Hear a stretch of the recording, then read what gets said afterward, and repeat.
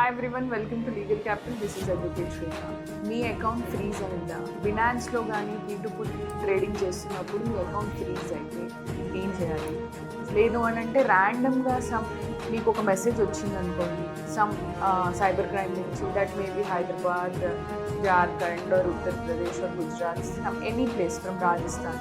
అప్పుడు ఏం చేయాలి అని అంటే ఆ సైబర్ క్రైమ్ నుంచి ఎక్కడి నుంచి అయితే వచ్చినా పోలీస్ స్టేషన్కి ఫోన్ చేసి ఎఫ్ఐఆర్ రిపోర్ట్ తీసుకోండి. Please do visit a lawyer where వాళ్ళు మీరు లాయర్ అప్రోచ్ అయితే ఆ ఎఫ్ఐఆర్ రిపోర్ట్ని పట్టుకొని they will file a petition in court saying that ఈ అకౌంట్ని అన్ఫ్రీజ్ చేయండి. అప్పుడు మీది అకౌంట్ అనేది అన్ఫ్రీజ్ ఆర్డర్ కోర్ట్ నుంచి వస్తుంది. అప్పుడే మీ అకౌంట్ అన్ఫ్రీజ్ అవుతుంది.